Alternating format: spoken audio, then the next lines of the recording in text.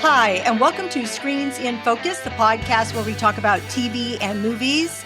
I'm Diana, and today we are talking about Cobra Kai, Season 6, Part 3, the finale. Grog is back to join me. Hi, Grog. How are you? I'm doing well. I'm happy to be at the end of this adventure. Yes, I know you are. I'm so excited to talk about these last 5 episodes. With that, I want to get to our question of the day because I want to pose this to you, to our friends out there, and then we'll answer it at the end of the podcast episode here. All right. So, did the finale honor Mr. Miyagi's legacy the right way? Okay? Because I know that was really important to me during all of this. So I can't wait to get your take on this. So think about it. Friends out there, think about it. We're going to answer that later on. But right now, we are going to dig into these final 5 episodes that we have all been waiting for. Most of us have been waiting for. I think everybody's been waiting for it. Even you have been waiting for this because each part you were thinking it was at the end there. Yeah, I got to say, I wasn't eagerly awaiting because on our last podcast, I didn't even know there was going to be another set of episodes. And I was so disappointed to know I had to watch a whole another 6 episodes. But your email came and it was like, oh, it's time to go. And then you told me you binged it at midnight when it came out. I was like, okay, I better jump on it because this weekend I got a lot happening. So I need to get this done. It's probably better to strike while the iron is hot too, right? Yeah. You know, this came out. And so I guess I'm going to have to binge watch it, which I did. It is right behind The Walking Dead. It is my favorite TV series. So it means a lot to me. And so it means a lot to me that you're here to talk with me about it. So in saying that, I want to know what your overall impression was of the final 5 episodes. Okay, I'll say that it was definitely better than the last 5 episodes, however there were. Like I said, I was ready to throw the towel in at the beginning of season 6. And then, you hit me up. It's like, oh, we're going to do the podcast. And since I'd already done, how many have we done now on Cobra Kai now? We did season 5 together, and then we did all 3 of these. I think that's correct. Does that sound about right? Because I've covered every season, but I think you have joined me for season 5 and season 6, which was 3 parts. Yeah. And as always, I really appreciate what you do, and you kind of throw movies out there or shows like, are you watching? And then it's kind of fun to talk about it and pretend like I'm, entertainment, critic or whatever. Yeah. So yeah, it's fun to do. I'm happy to be here, and I'll give it that much. This was a much better season than I expected. So awesome. Yes, a lot of questions answered. And for people who, maybe if you've come this far, like you've watched, 6.5 seasons and now you're on the last one, you got to finish it off. So, I guess that's, hopefully what people will get out of it. It's, you come this far, even me, the worst critic, I'm still glad I did it. I'm so glad you did. So I was so happy with these last 5 episodes. I think it tied up so many of the storylines. We saw so many character arcs. It was bittersweet because I love this show so much. I know it was time for it to end. I think it was perfect timing. And it just has a lot of heart. So I think that's why I think these last 5 episodes were so important to the whole series and the whole franchise. And it's just, it's 40 years later. And I think that's why it means so much to me, because I love the original movie. Sure, there was other movies that I liked too, but the original is the one that really sticks out to me. And I think it really tied everything up. And we're going to dig into that in just a few minutes. So in saying all that and talking about the characters and their arcs and their resolutions, what stood out to you with any of the characters? I like the way that it tied everything up for everybody. And I guess, when the series is called Cobra Kai, right? It's not called Miyagi-Do. This whole series should have been called Cobra Kai, The Redemption of Johnny Lawrence. Yeah. Yeah, Johnny steals the show. He's the real reason I watched it, because he's the lovable loser, and you wanted to see Daniel kick his ass in the first movie, which he did. And then the first episode of this whole series was like, it's Johnny, it's like he's such a loser, and he's, kind of that whole cycle is like he's down, and he's, and now he comes full circle. So, but that's the big theme. But in terms of the arc of some of the other characters, I guess you could say like Tori and Robbie, they kind of shared the same success in the end. And they were both struggling with coming from like working class families or broken working class families, and their expectation of where they were going after high school was definitely not college. And I liked how the series kind of brought that up about what kids are going through with high school, although I still have to suspend my belief to think that these are actually high schoolers. Right. Because everybody looked so old. But anyway, so that was interesting to see how they kind of rose up at the end and got their successful careers. So that was one, checklist. And then on some of like the minor characters like Dimitri and Eli, the tech bros. Yeah. And then binary brothers. Oh, yeah. And Dimitri throws MIT under the bus, and I'm going to Caltech. It's like, okay, thank you. And then they're both like such geeks, but they become like the cool geeks, I guess, the cool karate geeks. And Dimitri even gets laid in the last episode. I know, his girlfriend returns. Parents, screening this show who are, concerned about abstinence only program for their high schoolers should not let their kids watch this show. They didn't show anything. They went away. They came back. Yes. It's just so funny how Dimitri got busted in the last series, dancing with the girl at the bar, and his girlfriend saw, and then they made up. Then they show him like they have to run off somewhere, and then they come running back at the end, and he missed the whole fight. And tucking in his gi, like, oh, did they just go up to the stairwell or something? They figure out a way.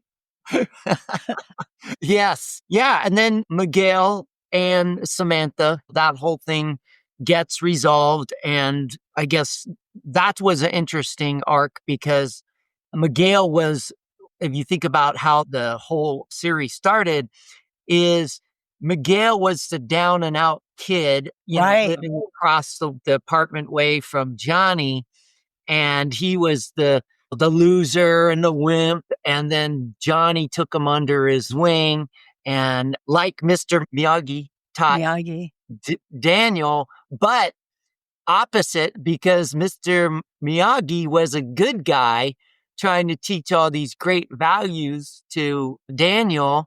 Right. And in this case, Johnny was, a total dick, teaching violence to Miguel. Like, you're Cobra Kai now, get out there, kick some ass, don't be a pussy, all that stuff. The exact opposite of what Mr. Miyagi taught. And it's interesting how they tied it all together. And then, Daniel and Amanda, I was like, what was their resolution? I guess, Daniel kind of had his ghost dream with Mr. Miyagi coming to help him and stuff. And I guess, what did he really learn out of it? Because he kind of turns into like, adopting the Cobra Kai philosophy of like, don't be a pussy, That was the way he related to Johnny, though. That's how he had to kind of shake him up to have him listen to him. Yes. Yes. So that was interesting. And then the thing I liked most about Daniel and Amanda's relationship is it kind of reminds me of my own relationship with Casey, my wife, is that they're always drinking wine and having. I thought you were going to say something else. That's hilarious. I love it. I love it. So, you brought up so many great points, Grog. I'm so glad. So with Johnny, yes, full circle. I love that I was reminded what this series was about because I always tend to lean toward Miyagi-Do t-shirt, Daniel, because I love Karate Kid so much, because I love that movie so much. So I'm always pulling for that part of it. But I was reminded this is Johnny's story. It did start with him and Cobra Kai. It brought it all, but it brought it in the best way with these last 5 episodes. Like, I am on board now. Like, I've always appreciated Cobra Kai Johnny wise, not when it was with Kreese or anybody else. But last 5 episodes really helped me to see more of that perspective and what it meant to Johnny and how he felt and how these last 40 years have weighed on him. Just all the moments. So I love that it was full circle. And I love that we got to see that, experience that, and see it from Johnny's side. There was just so much personal growth in him. He gets married. He has his baby. He is friends with Daniel. Just the way he approaches his students, just all of that played a part in this. And when he visited his mom and how he felt in 2017, I think it was, or 2007. Now I can't even remember. It might have been 2017. And how he felt at the end when he brings a picture of his family and he just looks so much better and his sense of being is so much better. And so I just love that all for him.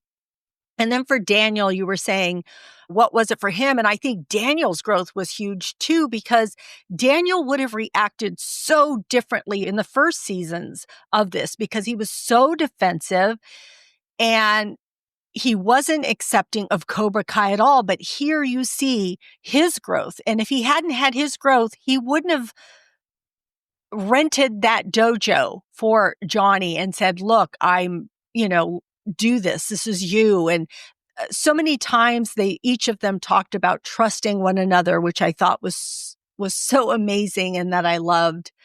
And that I feel like Daniel finally had his own, that epiphany finally gave him his own, I don't even know the right word, but not being disappointed in Sam because he realized that Mr. Miyagi was saying, I'm teaching you karate so you don't have to use it. And that was so pivotal because that is what shifted his perspective. And when Sam wasn't going to fight anymore, he was accepting of that. And maybe he wouldn't have been if he hadn't had that. And so I just think that was so key for him. And then I do love their relationship, his with Amanda. I love how honest they are with each other. Like even when she tells him, look, Sam isn't going to UCLA. I'm just ripping the Band-Aid off. I'm just telling you. So they don't really hide things from each other. Yes. And they drink that wine too. Always drink it. Yeah. And then with the next generation, you had talked about Miguel and how he was from the beginning and how he is now. And I love how they highlighted his relationship with Johnny and how important both of them were to each other from the beginning and now. And yeah, I thought each of them, Miguel's story, Robbie's, Sam's, Tori's, I think they all learned something. And I like that they each had their moment, that Tori was able to tell the LaRussos how she felt, how she said to them, you've been so kind to me. You have been there at all the great moments. And the only other person that was ever this kind to me was my mother. So I appreciate you. I love that they gave her that moment to share that with them. So there was so many redemption arcs with these characters that was just so perfect. Johnny and Kreese, I know that was important here. Just to tie off what you're talking about with how it all ended. You have all these mortal enemies, starting with Daniel and Johnny right at the get-go, like how Johnny and they just clashed, and then all of a sudden they're working together and they've got, co-instructors, competing dojos, and then Johnny comes over to Miyagi Do, and now they have to go back to Cobra Kai at the end, and then you're rooting for that, right? Yeah. And then all the conflicts with, Tori and Sam and the family, and how Tori was, they were both bad to each other at times, and so they Right. became good friends. Yeah. And then, so everybody kind of, and even Robbie and Miguel too. and Miguel, everybody's Yeah. friends. And then Chosen, bringing him back, bringing all these nemesis back, and then they're like friends. But then how do you tie off with Kreese? Because, he's the evil one. And then you've got Silver, who's the eviler one. Yes. Or beyond all that. And it's like, well, how are you going to redeem these two terrible characters? And of course, their death does it quite well. Like, they both deserve to die, which is fitting, I guess. It's terrible. But it's a good way that Kreese actually becomes a hero at the end and blows up the boat, and no more Silver. And in our last podcast, when we covered the middle section here, you were worried about Kreese. You're like, I don't want him for Johnny to just forgive him, like he's done all these bad things. So how did you feel about those moments between them? yeah, I thought that Johnny was a total pussy. I mean, crying, and you abandoned me. It's like, okay, well, whatever. I do want to bring that point up because I've always felt in a lot of different series, a lot of different movies, and even in life, no matter how old you get, your parents or your parental figure is always important to you. It just always is. And I've seen that reflected time and time again. And this is just another example of that because both Johnny and Daniel are in their 60s. And so much of it is how they feel about their father figure in their life, how Daniel felt about Mr. Miyagi and about always honoring that, and how Johnny felt about not having a father figure and then having Kreese as his father figure and what that meant to him. So I found it very believable that you hold on to these things. You hold on to them and you either resolve with them or you don't, and you just live with it. But I know it impacts people and characters and stories. So Yeah, that really kind of hits home. Like with my own dad, who I didn't get along with for a big part of his later life. And I did finally we kind of put the past behind us. And so I know I can identify with that. yeah. And learn from it. Although I'm not sure that Johnny is ultimately going to learn from the whole thing. He's still going to go on being the lovable loser. I guess a lot of people can really identify that with reconciling a friendship that turned bad, and then you bury the hatchet, or a family relationship. I mean, Yeah. that's what life is all about, right? Is, Yeah. kind of forgive and both hopefully grow, which a lot of people ultimately fail to do. And, they don't learn from these experiences and shut themselves away from their family, or are exiled or self-exile or whatever. Yeah. Everybody has that in their family where, it's Yeah. like, okay, that's the way it used to be. And it's not worth it to put things behind you. And I certainly have felt like I've done that with some of my experiences on the basketball court, which is very violent. It's a tough game. It's a brutal game. And when you play it all the time, and some of the conflicts I've had with some of my so-called friends out there, Yeah. where all of a sudden it's like, no, we're about ready to throw blows. Yes. But it takes two, because, I had a recent conflict on the basketball court with a guy I've been playing with for about a year. big dude, and we really went at it, and we nearly got in a fight because it was the first time I ever had to guard him. This was like a few months ago. It's like this guy literally pushed me in the back, tried to push me directly into my own man who was driving into the basket. And so we could have like broke each other's skulls or whatever. And I was like, man, that's a Wow. fighting offense. You know, like I Yeah. was like all my whole, testosterone was boiling. And it's like, if I had been maybe 20 years younger, I would have like turned around and just like, let's go. And then I kind of just took the Mr. Miyagi, Miyagi. approach. Yeah. I just kind of waved at him and said, no, don't do that anymore. And kind of de-escalated it.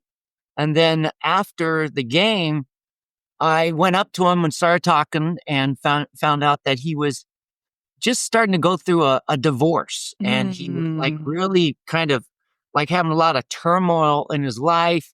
And, he's like, he was, then we exchanged phone numbers. And then I guess he went over to have dinner and went to a bar. And I guess he was still there like 5 or 6 hours later. And he texted me and he's all, Grog, I'm sorry I was such a bitch to you today.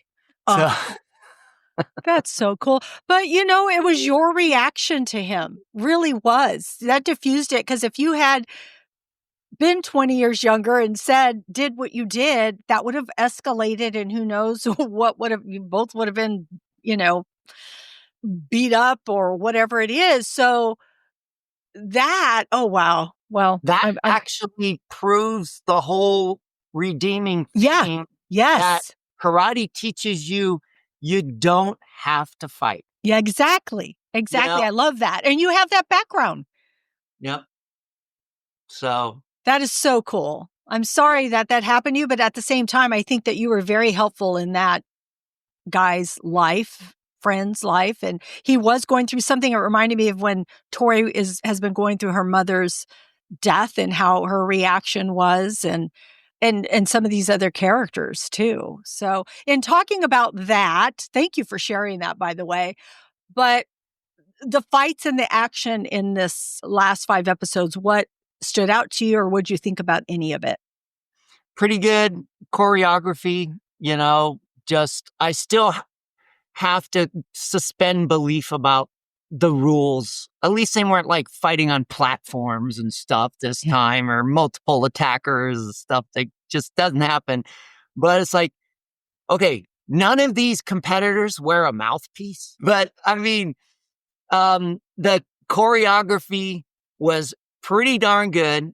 And especially Zara and Tori Yeah. are both, like, we know Robbie is a really good athlete, and Zara and Tori are really good athletes. And like, it was like kind of so cool that Zara gets out there and she's doing all these, Flips. spinning flips through the air. And then, she's kicking Tori's ass. And then all of a sudden, I forget what pep talk Tori got out of it, but then she turns around and she starts doing flips. And then she, at the very end, she just like kicks her to the face and you see all the blood flying. Yeah, that was so cool. And then wasn't her tooth? I think it was her tooth. Oh, was it? Oh, okay. Yeah. I'm pretty sure it was her tooth.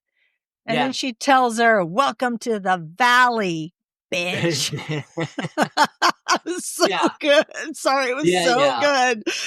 And what's funny is that the first 4 seasons, we didn't like Tori, or I didn't, because she was a bully to Sam, and she was just a bully. I know Sam didn't treat her nice, but we see Tori's background and what she went through, and so. But it was Robbie telling her he loved her, because he wasn't going to coach her. He saw, I was just going to tell you I love you. And then that just like set her straight, recalibrated her thoughts, because when Johnny was trying to coach her, she wasn't even hearing it. Right. She was too much in her head. Yeah. Yeah. All you need is love. Yeah. Any of the other fights stick out to you besides that one? Yeah, I mean, I guess, the Miguel and Axel fight none of the Cobra Kai or Miyagi-Do fighters ever lose because they're not the best. They always lose because the other side cheated or something, like Robbie was coming back against Axel and then he gets his leg broke or Right. whatever. And then Horrible. yeah. And Wolf tells Axel to target Miguel's spine, and it's like, oh, it could be so bad, and they overcome. So, yeah, I mean, it was good to see Miguel triumph and everything that that we wanted to happen happened. I mean, Johnny wins at the end and, he's getting his ass kicked and, he got, kind of beat up in the locker room, when Oh, yeah. him and threatened his family and, put him in an arm lock. And of course, that's the big ending is that's kind of interesting. The way it's set up is that Johnny's getting his ass kicked and Chosen tells Daniel to do something. And Daniel tells him, stop being a pussy or whatever he said. It's like the opposite of what Miyagi would have said. Right. But then Johnny is in there and Wolf is like, yeah, I'm going to come and waste you. And then he's thinking about the crane move that Daniel did on him. And yes. Don't be aggressive, be defensive. And it's like, oh, okay, he learned the lesson of Miyagi-Do, that it saved him at the end to not be so evil about your fighting.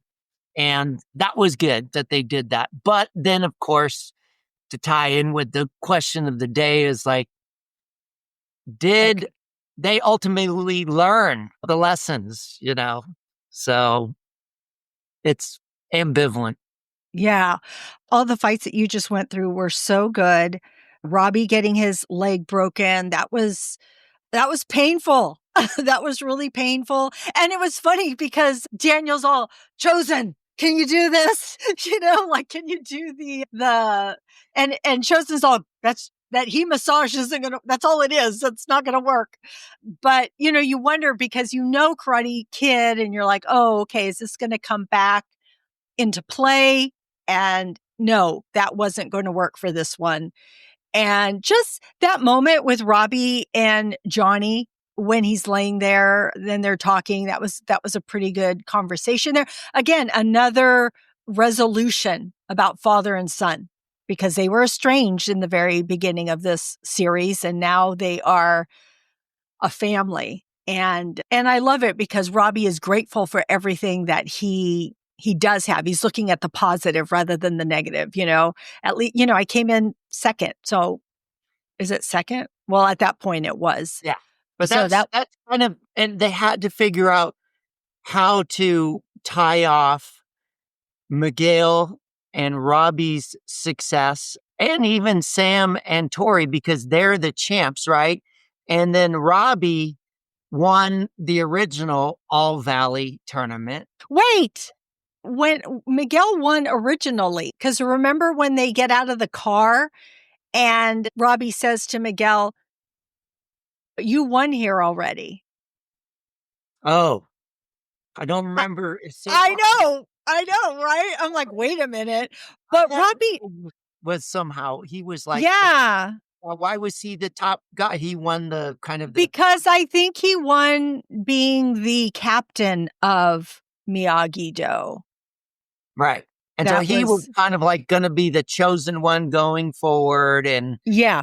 And then, but, still both of them were like, you're rooting for both of them.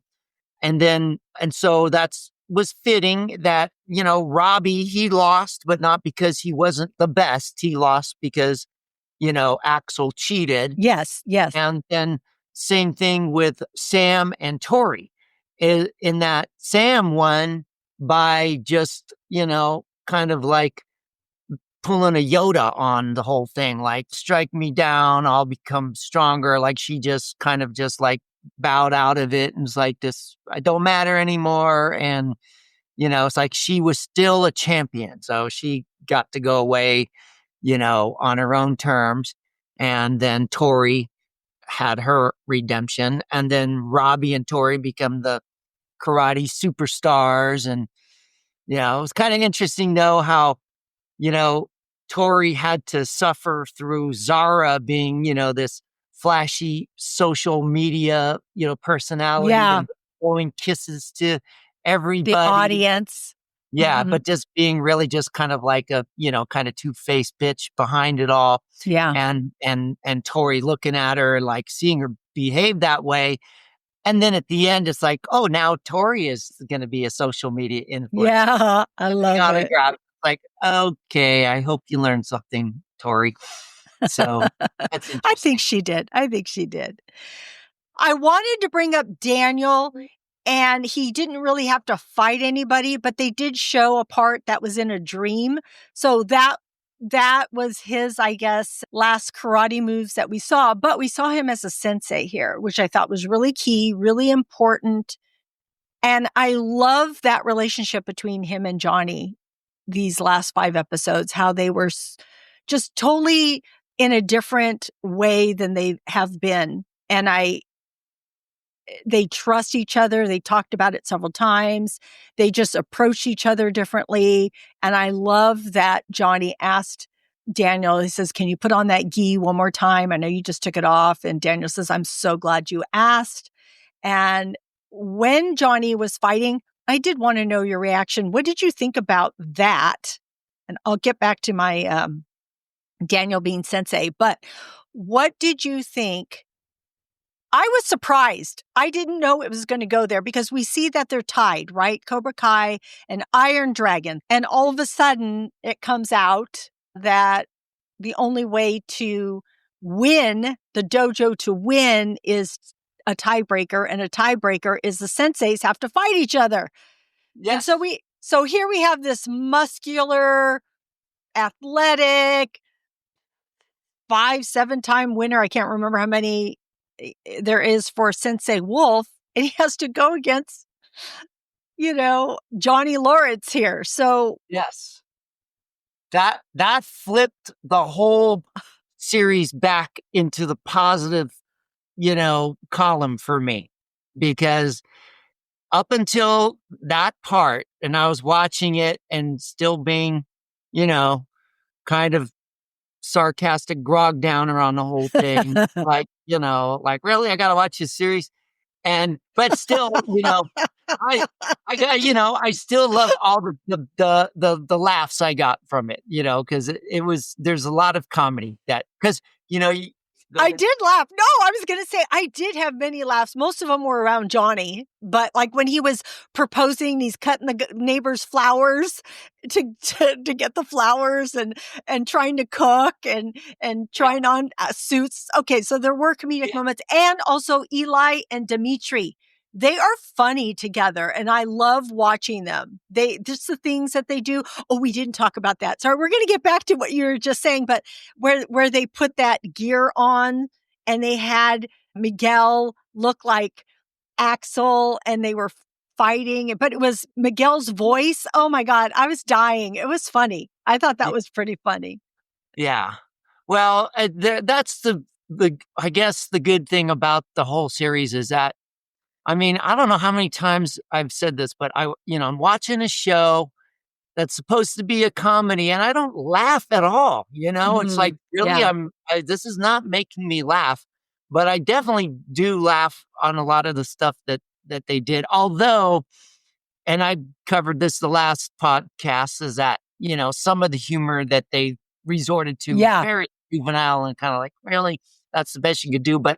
But in terms of flipping the switch for me is when, all of a sudden it's like, oh, it's tied up and the sensei's got to fight. And then there's the scene where Miguel has joined Cobra Kai and he comes out and Johnny is his coach and they're playing AC/DC Thunderstruck. Yes, Thunderstruck. Oh, gosh, finally. And I was like, actually cheered, like, yes, finally. And I was like, really? Okay, I'm going to tell Diana about that. That was like the whole thing. It was the show to me. Like, okay, Thunderstruck. Yeah, great. That was a great scene. I loved it. I did too. That got me up in my seat. I was so excited. The song, the music, Miguel walking out, Tori walking out, and then here comes, I wasn't at that point, I think, and then here comes Johnny Lawrence. That was very, very cool. But I wondered, I'm like, how is he going to fight against this guy? What's going to happen? And I love that whole sequence with going back to Daniel, teaching him. I loved how it opened up with them in the car when they're driving in the car and we're seeing all the landmarks of Los Angeles and their area, Encino, and just recognizing all those different landmarks that they were showing. I just thought it was a really cool way to just kind of honor where they came from, their city. And then they go on the beach and they're doing they're standing on those pillars and trying to hold that pose. They were having a hard time balancing. I'm sure it's not easy, but they were kind of teetering a little bit and just running on the beach and running down the street. And I don't know, I just appreciated seeing that. And I love how Daniel gives Johnny that pep talk about Rocky, how Rocky 1 was very important. You might like the others, I know, but 1 was really important because it showed heart and even if you don't win, just how far you've come. But in saying that, I do want to say it was so important for Johnny to win because it just was. He had to in his heart, because maybe for other people coming in second, just like Robbie saying, look, I came in second and that's good enough because I have all these things. But I think that Johnny really had something to prove. And Johnny's Johnny, he's just his generation. It just needed to happen because of everything that he had gone through before. So that fight was very pivotal for him. And I loved Miyagi-Do's influence through Daniel coming through on this. And I did think, I don't know about you, and I know that on social media, this has been a thing too. Did you think that Johnny was going to do the kick? And I, for a minute, did think he was going to do the kick, the crane kick that Daniel did. I'm like, oh my God, is it coming? And I got excited about it. But after reading other people's comments, it made total sense why it didn't, because Johnny won his way. Not his way, but with Miyagi influence. And what I mean by his way is he swept the leg. He swept the leg on his opponent. Yeah. But it was through Daniel being his sensei and getting back that balance and not barreling in like he would have and stepping back. And I love the look that Johnny turns around and gives to Daniel, and Daniel nods his head just like Mr. Miyagi nodded to him. So I loved all these little Easter eggs that we got. And then, he steps back and he's like, okay, he's doing it. And that's the way it had to end. And I guess I kind of lost, my vision of the whole show kind of throughout in terms of like, I don't remember actually ever thinking, why is it called Cobra Kai? And it's like, oh, it's called Cobra Kai for a reason. That's why I say it's the redemption of Johnny Lawrence. That's what the whole series is about. But then maybe we should just get to the question of the day. So the question of the day is, did the finale honor Mr. Miyagi's legacy the right way? Right. Okay. So that's what I wanted. I've been kind of avoiding that, but I think this is a good thing to talk about. Yeah. Because I do not think it did. Because, yes, Johnny does learn ultimately, but like, okay, nonviolence, like, this whole thing, like, don't be an ass. But then at the end, when he's in front of his students and he's like making fun of them and calling the guy with glasses 4 eyes and you're dork, and just, he's got Stingray as his kind of helper. It's like, no, Stingray, that's not showing me that they up their game here. That means like it's back to where it was. So, Yeah, but then and he's in front of the sign that, what does it say? It's like strike hard, strike first, no mercy or whatever. And then he's like, well, we're also going to learn Miyagi-Do self-defense too. So it's kind of like, yeah, okay. So he kind of did learn, but and then Daniel giving Johnny the prep talk and telling him to, stop being a pussy. It's like, no, did Daniel really learn, or Daniel kind of got pushed over to the dark side here more than Johnny came over to the good side. So I do not believe they achieved the objective. The objective.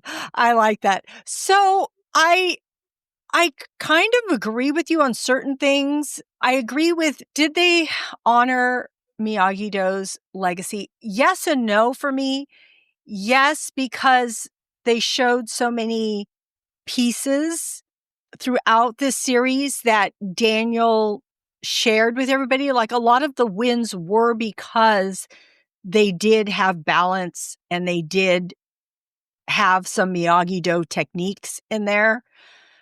But I wanted more. I didn't get it quite as much as I wanted to. That's how I felt about it. Yeah, And they stepped on it like when they're in the sushi restaurant and Daniel's about ready to get the fly with the chopsticks, and Johnny just goes, "Oh, it's like, oh, you just shit all over Miyagi-Do again." It's like, but this is Cobra Kai, like you said, and like I've come to realize, this is Cobra Kai. This is Johnny's perspective or his position. But I think with that, I do think they highlighted so much of what Daniel learned and Miyagi shared. And again, because a lot of these wins would not have been possible. Johnny would not have won if he went barreling in. I really, truly don't believe it. If he went just going in, I think that Sensei Wolf would have just obliterated him. But because he did what Daniel did, I think that helped. And I think that helped when Sam won, when she has won previously. That has worked for her. That has worked for Robbie. And so I think there is a balance, and I think that's what they're trying to show. And I think that's why the end is with Johnny being still that personality, because you can't get rid of his personality. He's still going to be who he is. I just think he's going to have a kinder approach, and he's going to allow lessons from Miyagi-Do, because before he wouldn't have. Before, he wanted it all his way and he wanted nothing with Miyagi-Do. And same thing with Daniel in Miyagi-Do. He wanted nothing with Cobra Kai, but now they see the benefits of both. And I think we learned that. I don't know if it was season 5 that we learned that, when Johnny was training Sam and such, and she was saying, I need both. I need to do both of these. I can't just do it one way, because she was curious about what Johnny had to teach, but at the same time, she needed the balance that Miyagi-Do gave her. So, yeah, does it honor it? I don't know. You say not really, and I kind of say I wanted more. So that's how we feel about that. So, friends out there, what do you think? Did Cobra Kai honor Mr. Miyagi's legacy? We would love for you to let us know. You can comment here, wherever you're watching us, wherever you're listening. You can get to all of our social media on screensandfocus.com. And you can even call us at 669-223-8542. All right. So I want to know, Grog, what are your final impressions of this? Were you satisfied? Yes.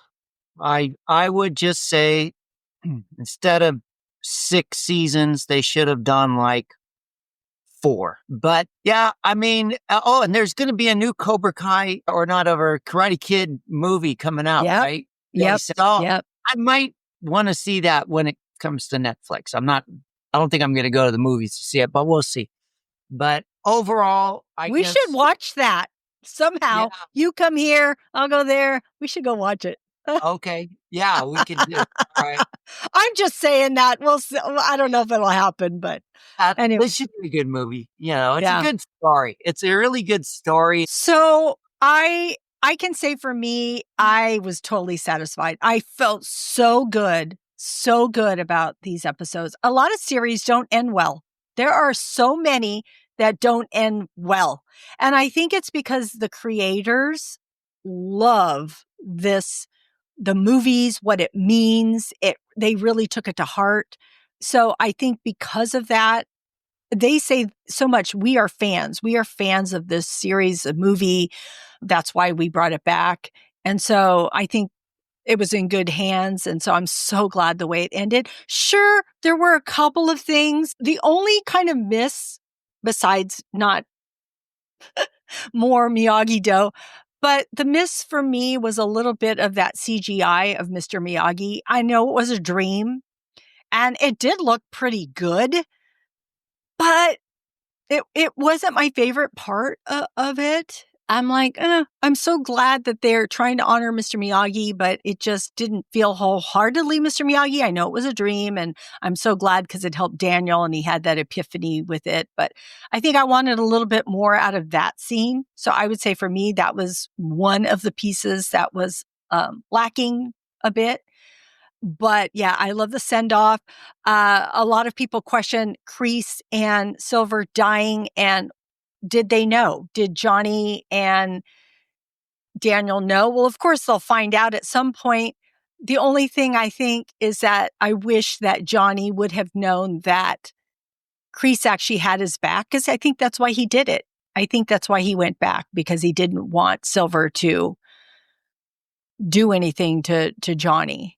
And I like when Silver says to him, "Oh, Johnny's always been your weakness, this and this." And he says, "No, he's not my weakness. He's my strength." I thought that was pretty cool for him to say that. Yeah. But yeah. Well, I mean, I would just say that the whole Cobra Kai philosophy, the whole, you know, evil philosophy of the twisted characters of Silver and Kreese and influencing Johnny and turning Johnny into a, you know, kind of a lovable asshole. But, you know, they say, you know, Cobra Kai never dies. Oh, I do think it does never die. And I love that even Daniel says that. He's all, "Didn't you hear, Silver?" He's all, "Cobra Kai never dies." And what I love that about when Daniel said it is because Daniel has overcome so much. It doesn't bother him anymore because he sees Cobra Kai as his friend, Johnny, and he doesn't let it bother him. It's like Daniel has finally gotten to a point, because that was always Daniel's downfall, was that it always pushed his buttons, and he finally figured out a way to have inner peace, that those things didn't bother him anymore. We didn't get to our favorite part. Maybe we should talk about that. Oh, I kind of already did talk about my my favorite part where Miguel is, you know, going to fight for Cobra Kai and Johnny, or I no, love that part. Johnny comes out and then the AC/DC. That Yes. was my favorite part. Yes. Yeah. I, So I love that part. I agree with you, but there's so much that I loved. I would say that was one of the biggest highlights. I loved it. I was get up in my chair cheering, like I said. But the other part was even what you had mentioned, and it's not this specific part, but it's what it represents, but how you talked about at the end with the chopsticks. And I think why that moment was important to me was because I think it solidified so much. I think it solidified what was important to Daniel, and it's Mr. Miyagi, his lessons, his memories, what they mean to him. And because that was an important part in Karate Kid. And also, and it was in Ralph Macchio's book too, that I read, that's very good. So anybody, please go get that book. It's really good insight into the whole Karate Kid movie and Ralph Macchio's life, but a lot of it contains Karate Kid. Anyway, but how important that scene was and what they did to film it. But also with Johnny coming and killing that fly and saying no mercy, it's about those two becoming friends when they were first enemies, and showing a little bit of Miyagi-Do and Cobra Kai and now how they work together. And just that look on Daniel's face when Johnny does that, it's like, this is my friend who I'm just going to have to put up with him and what he does and his antics, but we're friends and we trust each other and we care about each other. And so I really appreciated that whole scene because of everything that we saw leading up to that. But the part that I wanted to ask you that I thought was interesting is right before that scene, they had two guys talking about Back to the Future, which I thought was interesting. Did you catch that? They were talking about Hill Valley. They were talking about alternate universe. They were mentioning the actors' last names. So I'm like, why are they bringing that up? That was so interesting that they brought up Back to the Future. I didn't catch this or not, but I wonder if it was any of the creators that were talking about it. Yeah, I don't actually remember that at all. So it caught my ear because they said Hill Valley 84, and Hill Valley is Back to the Future. And when I watched it the second time, the last names that they were mentioning, a couple of, rang in my head. And then one of them said Crispin. So these names, all of a sudden I was grabbing at the pieces. So I just thought that was interesting. I thought they were trying to spill the beans about the future. And the whole reason I brought this up was because you said you were done with Cobra Kai, but I think there could be spinoffs. I'm just pre-warning you now. I don't know that you'll watch them, but I'm just letting you know. I think that Sam and her going to Okinawa and Miguel following her, which I thought was a perfect end to, you guys. I was happy about that because I kept saying, how is Miguel not seeing off his girlfriend? And then when he came and he went with her, I love that part that he's going to go spend the summer with her. But I don't know. I think that might mean something. That might mean something. So I'm just planting the seed there. And in real life, I had told you that the characters, Peyton List, who is Tori, I told you last time that she is with Jacob, who plays Eli. They're together in real life. They've been together in real life. But on the red carpet, when this premiered, it was announced that Tanner Buchanan, who plays Robbie, and Mary Mouser, who plays Sam, are engaged. Yeah. I was like, what? I didn't even know they were together. I thought it was fake news. I'm like, this is fake. I haven't heard anything about them being together. I know he had a different girlfriend for not that long ago, but no, they've confirmed it on their Instagram, which I thought was really interesting and kind of cool. Kind of cool that there's been relationships from this whole series. So yeah, I haven't followed it that deeply. And I started watching, there was another spinoff with the writers that they had. Did you watch that? Oh, Inside Cobra Kai or whatever. I don't know what it's called, but they were interviewing the characters, and those two together were, reminiscing. All the characters were kind of reminiscing about everything. And that made me realize that as hard as I've been on the series from a critical standpoint, that I'm a fan of the actors, seeing them talk about it and seeing what they got out of it and their passion for what they were doing. Like, they were all in on this thing, you know? So good for them, that they're together and, all of them, but as far as spinoff goes, no, I will probably not watch a spinoff of this unless it's like resolving Tori and Zara, I'd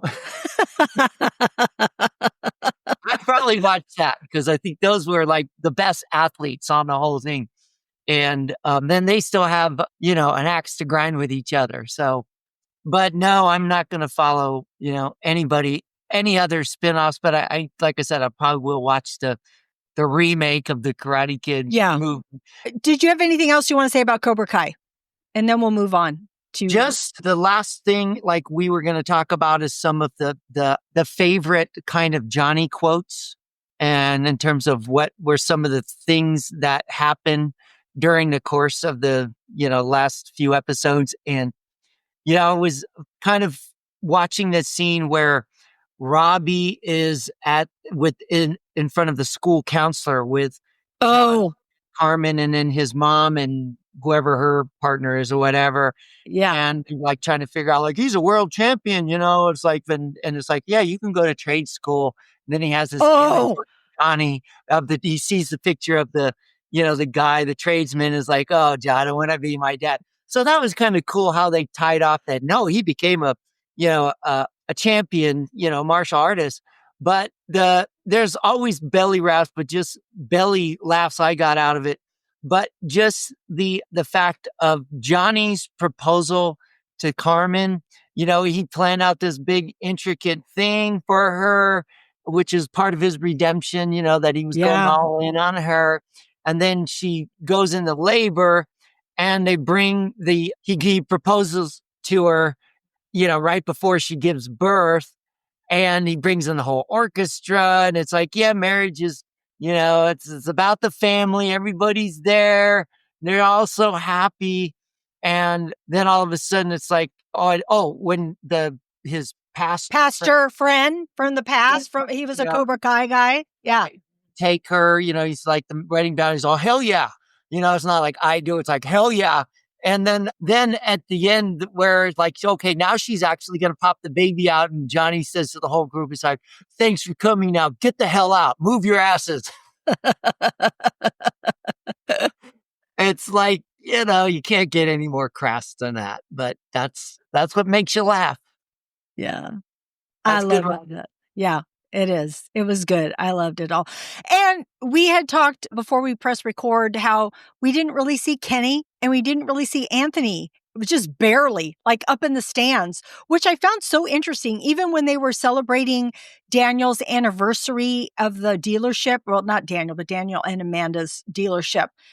They had Sam there. They had all the other people there, but Anthony wasn't there. And I thought, this is really weird. Unless Anthony's off doing something on his own, the actor.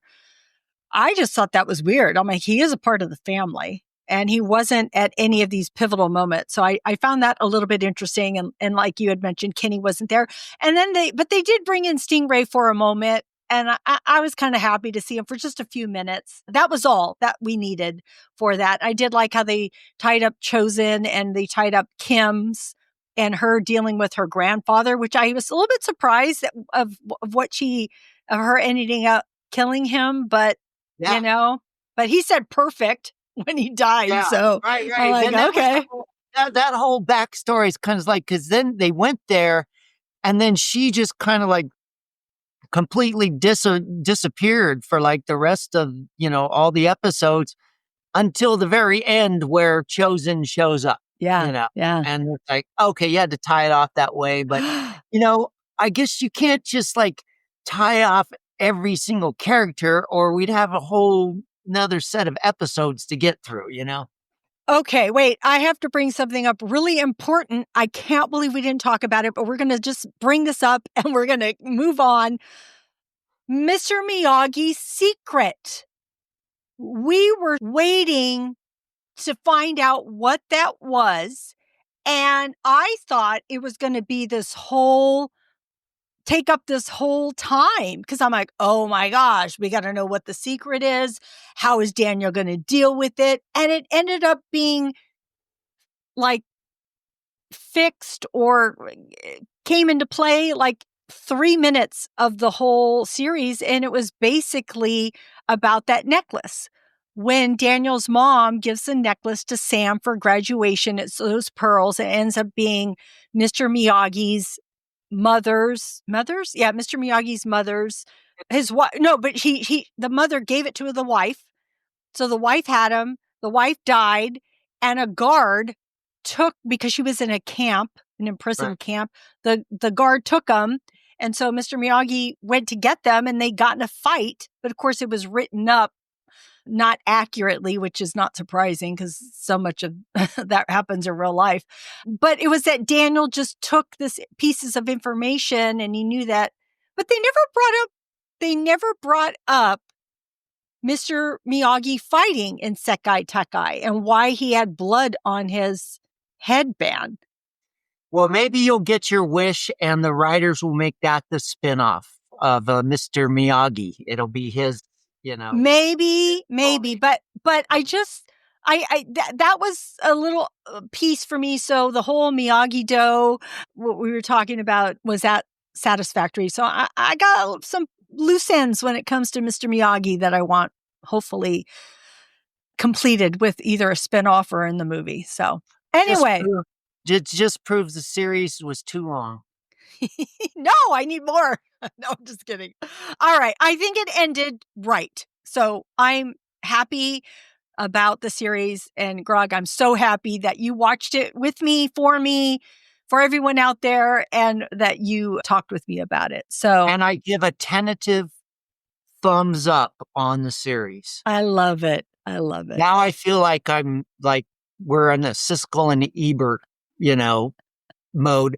I was watching YouTube the other day and I saw Siskel and Ebert, and it was a review of, forget what movies, but they started talking about Aliens, which is my favorite movie of all time. You want to go back to what are my movie recommendations? And I don't got a lot of great movie recommendations, but that's my favorite sci-fi movie of all time. Yeah. And I forget which one of Siskel and Ebert, the balder dude. I think that's Siskel. I believe it's Siskel. Yeah, he gave Aliens a thumbs down. Oh my gosh. Well, he wasn't always my favorite of the two. Like, I didn't always agree with him, by the way. So, and I don't agree with him on that. Come on, Aliens, that's incredible. That is one of my favorite sci-fi films. Yeah. I agree. Well, his reason was that the way that they kind of used Newt, the young girl, as kind of like a bait to kind of keep you into the story, and like they're trying to save her. The alien's going to eat her. And why do we want to do that to children? I was like, wow, that's a real high moral standard, that they had back in the 80s, which does not exist today in the movies. They'll exploit anything they can for entertainment value. But that just ties in with kind of, what else is out there, movie recommendations, TV show recommendations. And I have a couple ideas, but I'm interested in what some of yours are. Well, I would love to segue here into our TV and movie recommendations. So do you want me to share mine or do you want to share yours first? Yeah, go ahead. For television series, I just finished Vikings. So yes, I just finished it last night. Mike and I watched the last 2 episodes. I love that series. I'm excited to watch Valhalla. And I know I was really late to the party, but Jonathan was like, Mom, you got to watch this. You got to watch. My son, he says, you must watch this. You'll love it. No, I told you that too, though. I probably. I'm sure you did. I've been telling you that for years. So, yeah, I finished it, loved it. It was awesome. The last season, I was like, okay, it was one of those ones because we are loyal, we want to watch, but I miss all the original characters. Oh man, Bjorn, wow. I don't want to give it away for anybody who hasn't watched it, but that was a highlight for me, a real big highlight for me. It's one of my favorite series ever on TV. And that's where we got introduced to Travis. Oh, yeah. Right? Fimmel? Fimmel, I think. Yeah. Yeah. And he always pops up now, and everything he does, I just love. And because he's such a unique kind of character, and he's got the thing with his eyes going on. And then he just recently appeared in the new Dune series. Yeah. Great. Like, okay, that definitely kept me in on that. I actually recommend that anybody who doesn't get Dune is do something that people don't do a lot of these days and go back and read the darn books. The whole Frank Herbert series.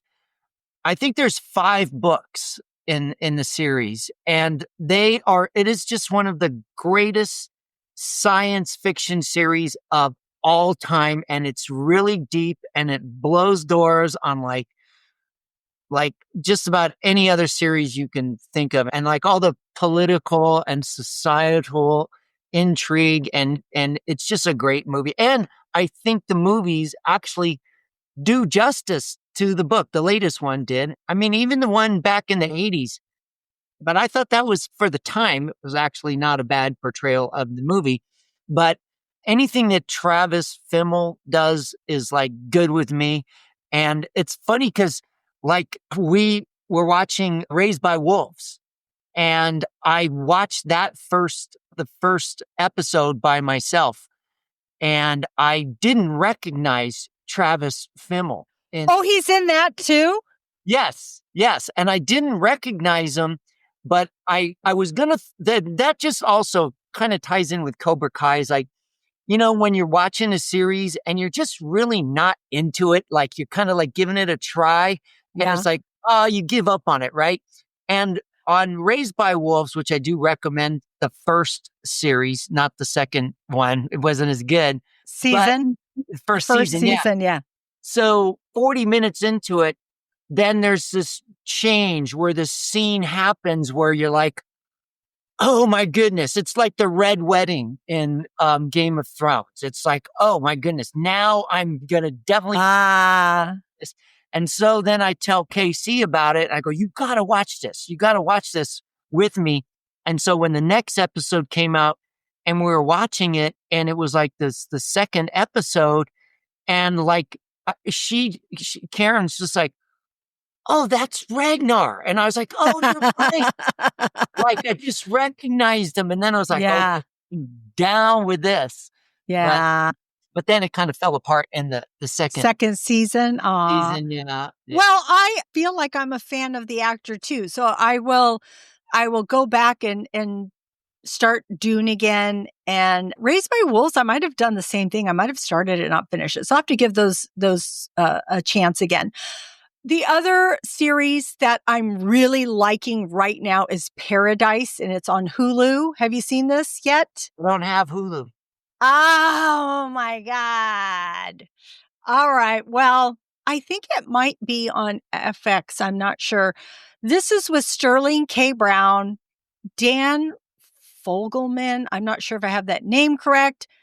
This is a political thriller, but it really is much, much more than that. You think it's a political thriller only, but it flips it on its head. The first episode, something happens that just opens up the world, and it's just really, really good. It has 5 episodes out right now, and I'm really enjoying it. It's really well written, great actors, and I'm enjoying that. So I don't know. I don't know what you're going to do without Hulu. Now I know you have Apple Plus TV. Do you watch? Oh no, you don't have that either? Well, either. No. Oh my gosh. Cause Severance is on there. Severance is, it is freaking mind blowing. Like, so I have to keep up. It's so cerebral. Because it has to do with, okay, in a nutshell, it has to do with people's minds being severed when they go to work. They opt in. So when they go to work, their brain is severed and they're called innies. Okay. So when you're out in your outside world, your regular life, you're considered an outie. But when you go to work for this company called Lumen, you become an innie, and your innie doesn't know anything about your outie, and your outie doesn't know anything about your innie. And that's why it's such a brain F. Didn't they do? They did a parody on that on Saturday Night Live or something. Probably. Yeah. And so that show, wow, it's incredibly written. I know that Ben Stiller directs many of the episodes. So good. I love watching his comedic roles that he does, but to see him as a director, he is so good. So that is another show that I would recommend that you can't watch either. Oh. The only movies that I've seen, I did go see The Brutalist with Adrian Brody, and I watched that because Oscars, and I will be doing an Oscars podcast, so look for that. But it was a good movie. I don't think it's for everybody. I appreciated it. I thought the performance was outstanding, but it was long. There was an intermission. It was like 3 hours and 35 minutes, and there was a 15-minute intermission. Wow. But it was beautifully shot. It was done with Vista Vision, which is a different way of filming. And that you could see it's almost like you could see the texture of the film, which was cool. Like you're like, this is so cool looking. And then last night on Apple TV, which you're not going to be able to get either, it's a movie called The Gorge. And this is with Miles Teller and Anya Joy Taylor, if I'm saying her last name correctly. And that is interesting too. I think you would have liked this, but from Queen's Gambit. Yes. Okay. Yeah. And Miles Teller is from Whiplash and Top Gun. Miles Teller. Yeah, right. Got it. Oh, okay. Yeah. Wow. Well, there's so much content out there on streaming platforms that I don't have access to, but it all gets kind of shifted around anyway. It'll get bought by Netflix one day when it's done with it. They're done with their run on, whatever.